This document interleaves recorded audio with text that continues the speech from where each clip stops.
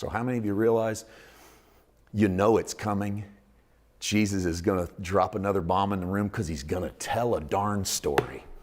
It's just the way he does. You set him up.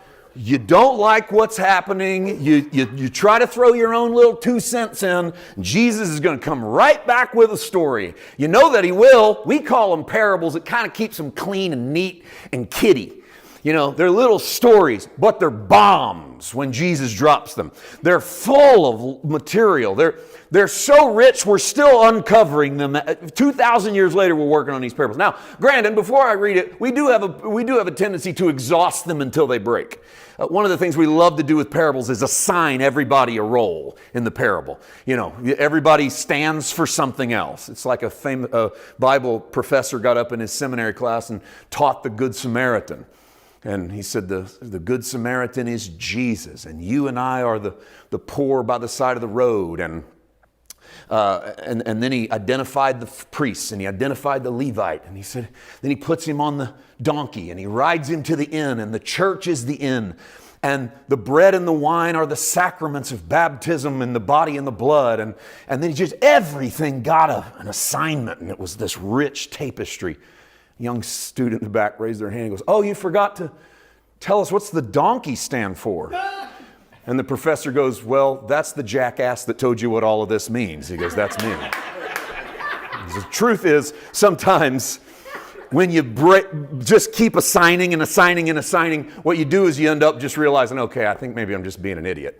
This can't mean what Jesus was trying for it to mean. And because a lot of times we end up with it not meaning what Jesus had for it to mean. So let's try not to bend this till it breaks. All right?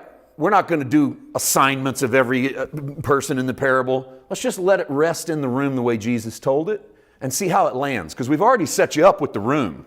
We've already set you up with the lazy response. So what might Jesus do then?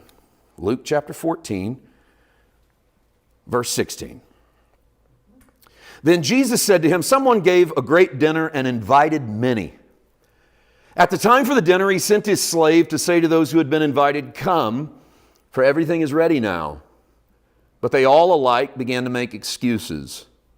The first said to him, 'I've bought a piece of land and I must go out and see it. Please accept my regrets.' Another said, 'I bought 5 yoke of oxen and I'm going to go try them out. Please accept my regrets.' Another said, 'I've just been married and therefore I cannot come.' So the slave returned and reported this to his master. And then the owner of the house became angry and said to his slave, 'Go out at once into the streets and the lanes of the town and bring in the poor, the crippled, the blind, and the lame.'" Now, you don't have to be a rocket scientist to figure out that Jesus has just repeated who wasn't at the party he's at. All right? He drops it into the parable. This should be your cue that something is happening in this story that looks like the room Jesus is sitting in. And the slave said, "Sir, what you have ordered has been done, and there is still room." And the master said to the slave, "Go out into the roads and the lanes and compel people to come in so that my house may be filled. For I tell you, none of those who were invited will taste my dinner." All right, I want to work with this for just a little bit. Again, careful not to just try and insert into every area of the story some sort of interpretation, because we don't really need it. It weighs pretty heavy as you read it, that Jesus tells the story of a man who throws a dinner and all of the people that he invites are just too busy to come.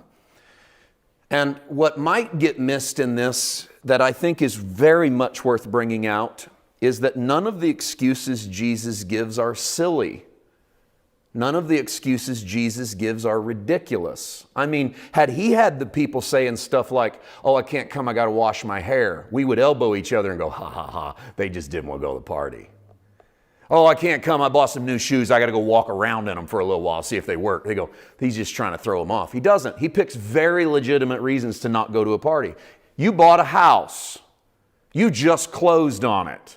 You get invited, it goes, "Wait, odds are, probably got to go see that house. Probably got to start moving stuff in. You've already rented the U-Haul, right?" So you go, "Can't make it to the party." Jesus goes, here's an example. Someone had already bought a house. They couldn't make it to the party. Second guy bought 5 yoke of oxen. That's kind of like buying a new car in our culture. You go, "Just got a new car. Got to go pick it up. got to sign all the paperwork, got to lock this thing down. We would accept that excuse. The third one's the best one of all. I just got married. I'm going on my honeymoon. Okay, hey, we don't expect you to break your honeymoon, come to our silly little dinner party. I get it. My point is that Jesus uses legit excuses in all three of them. He doesn't make up silly stuff. So he's not out here saying, you know what your problem is you don't take this serious enough. You didn't really want to eat at my supper. No. What are all these people doing? It's really simple. They're all just living their lives. They're just doing their thing, man. They're just going about, they're actually doing stuff you got to do.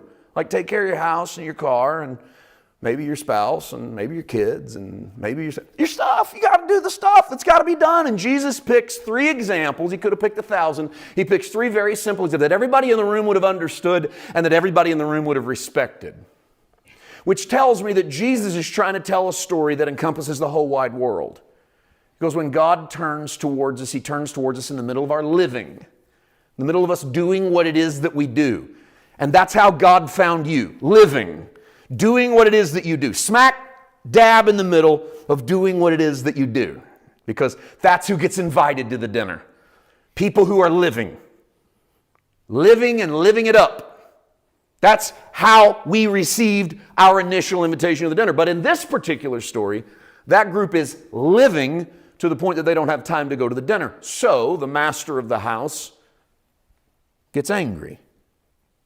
And his anger is not then to go chase down all these new home buying, new car driving, honeymooning people and slit their throats in some act of cosmic vengeance in which God's going to get you to do it His way. He doesn't do that. His anger, I think this is a fascinating moment. His anger is to turn His message and say, then go get the poor and the blind and the lame and bring them into the party, because nobody ever invites them to parties. But I'm going to invite them to a party. I'm going to turn my wrath towards taking in that which is at the bottom of the meritocracy ladder. I'm going to turn to those who are getting stepped on and crushed and left behind and ran over and forgotten.